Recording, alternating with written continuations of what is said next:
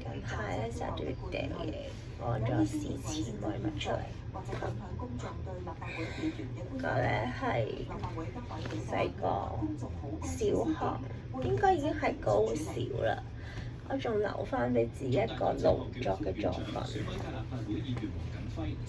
攞90分，即係100分係滿分攞90分。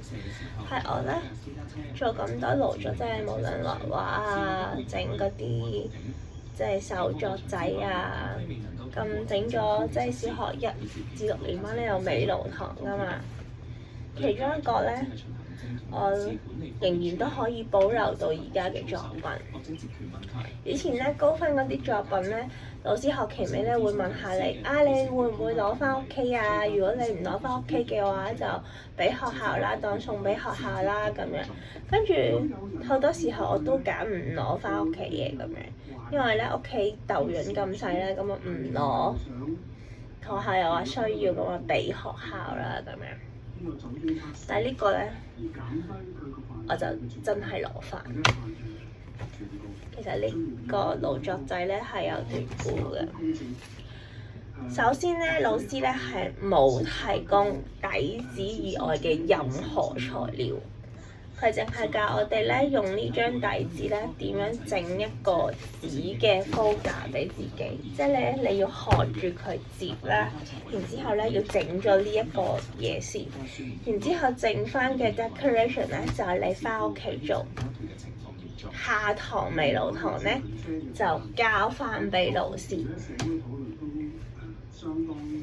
收到張底色嘅時候咧，因為咧老師咧係成班咧30幾40人咧係順次序，即係佢跟住咁樣逐行行落嚟，就逐個每人俾一張咁樣。收咗呢張底紙嘅時候咧，我係一啲都唔開心。有啲同學仔咧攞嘅都係所謂嘅 rainbow colours 啊，紅橙黃綠青藍紫咁樣，即係一啲比較靚啲嘅顏色啊。大家即係一般上會覺得，即係我覺得呢個底色咧，好少可有人話靚啦咁樣，即係你上面咩都冇嘅時候，即係你唔可以話佢靚啦咁樣，即係講唔出口咯咁樣。所以收完咧，我係馬上就扁嘴㗎啦，向當時年紀嘅我。嗰陣時嘅美勞老師咧就安慰我，佢就話唔緊要啦，你咧整得靚嘅話咧，我一樣都會係一個靚嘅作品嚟嘅咁樣。就係鬼知阿媽係女人咩？但係咧個唔開心咧冇化成動力㗎，其實只係咧令我覺得係唔攞都攞咗啦，咁樣咁就整咯咁樣。細個嘅我咧冇乜嘢鍾意做㗎，即係除咗返學放學。做功課同溫書咧，根本就佔據咗我人生大部分嘅時間。即係你都唔好講做運動啦，即係一個禮拜學校咪有限死你要做上堂做運動嘅時間嘅。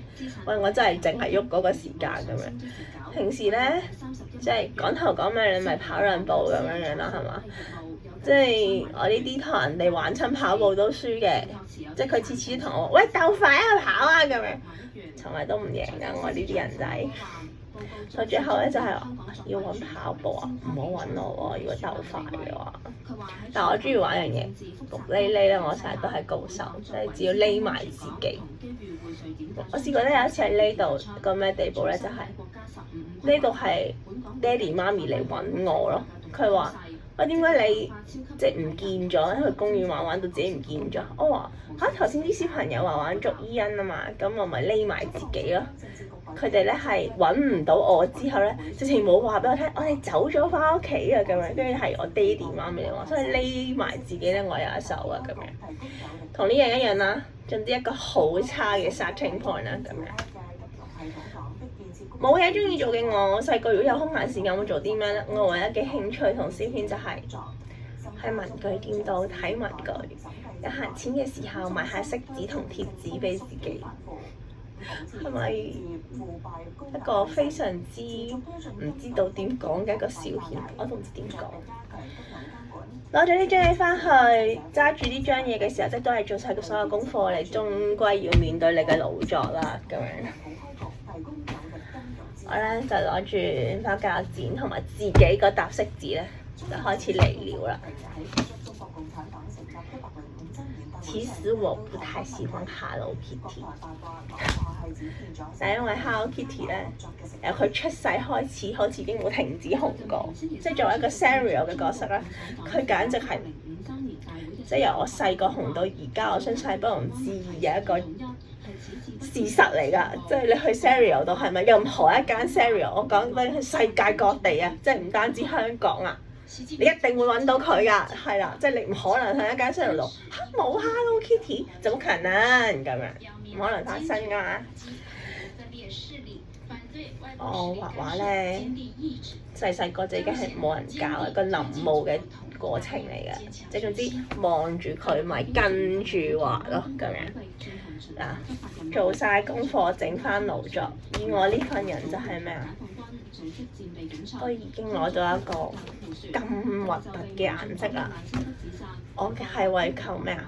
個分數唔好太差，所以要咩？俾心機嚟教，即係你嗰個我，即係政府成日同你教你咩？求學不是求分數啦咁樣。對於我細個嚟講，就已經知道垃圾啦咁樣，唔求分數求咩啊？唔通咩？求好玩咁樣，得我自己一個同自己一個，I love 咗分。唔知啊，我希望係分數個分，同埋有翻啲分咁樣啦。咁就整咗呢一個翻嚟教啦。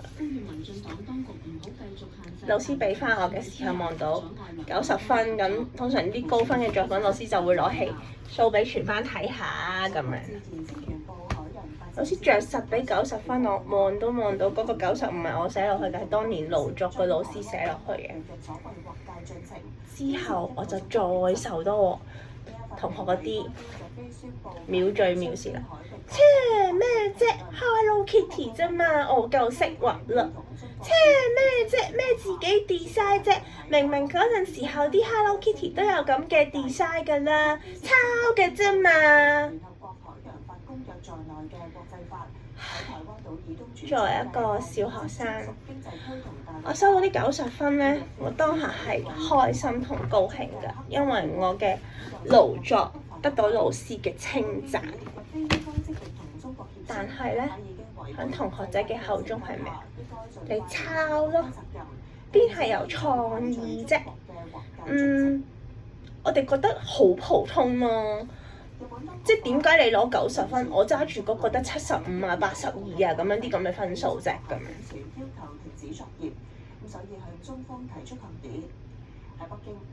你唔能夠唔話咧，學校從來都係社會嘅一個縮影，好正常嘅一個派紙嘅方式，人人都攞咗一張齋係色紙嘅嘢嚟做一個 starting point。我自己坐喺屋企度，個腦諗到啲乜嘢，跟住我就將我眼前嘅色字變做呢一個 finalize 嘅作品。我只係準時地教，我收翻90分。點解同學仔要咁樣話我咧？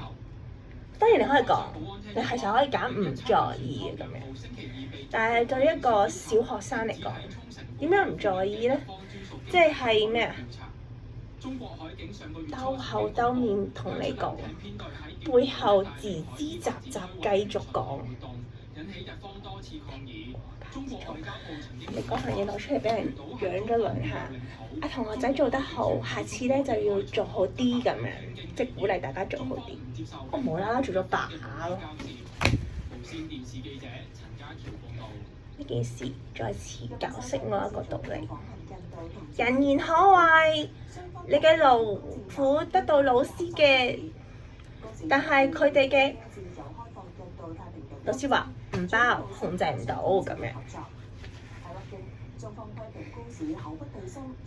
呢啲事情呢，無論小學、中學，可能上到阿蘇，你都可能仲係要繼續面對。由細個好在意唔在意，在意唔在意，日子都係咁樣過。由小學放到而家咧，到我而家真係自己要揼啊！你見到啦，嗰啲裡面咧係用嗰啲雙面膠紙，佢而家都已經自己甩啦咁樣。我用佢嚟咧，即係放喺屋企個書架好多年。咁啊，因為佢始終都係一個 folder 啊，咁所以我都會放啲嘢入去。裡面嘅內容物換完又換。但係佢換唔走嘅係個90分咯，呢個 assignment 就係90分，喺當年老師俾嘅評價裏面，同埋就係我嗰一個又開心又唔開心又唔愉快嘅回憶咯。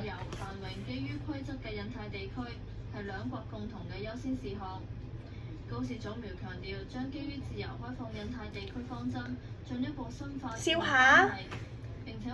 細個咧，我唔明點解學校要有個操行獎。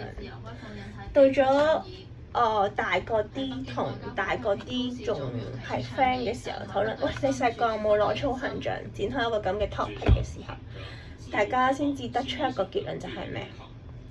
操行獎咪就係班上面嗰個最識扮嘢嘅同學攞咯。即係佢咩叫操行獎啫？老師覺得佢好，同學嘅迴響又好嘅時候，佢咪攞操行獎咯。套翻落而家你生活工作又好，你嗰個場嚟就係咩啊？上司覺得佢好，同事覺得佢好，咁咪佢咪就係一個 nice guy、sociable 嘅人，所以俾個好嘅 label 佢咁咯。根本佢就係一個咩啊？擦鞋獎啩，一個咩偽裝得好嘅獎啩咁樣。單純憑表現咩？從來都冇 discuss 過點解攞操行獎嘅。老師覺得佢操行好就俾個操行獎佢。幾主觀啊！班主任佢最多咪咩？開個會同其他教嘅老師傾下。喂，我哋呢班咧邊個最好咁樣？我哋就俾個操行獎佢。你唔同嗰啲咩成績獎㗎，你嗰啲咩飛躍進步睇分數㗎嘛，係真係有個分數喺度。佢進步得最多，咁佢咪攞進步獎啦，係咪？可見嘅一樣嘢，你中英數常識而家係常識啦，係嘛？最高分咁講，佢咪嗰科嘅第1名、第2名、第3名咯。可見嘅一樣嘢，但係操行獎咧係一個不可見嘅嘢。今日等咯，我諗短時期之內咧，我都唔會再整呢一啲無謂嘅紙作，因為人生咧即係好多嘢煩惱，搞唔掂，俾心機搞。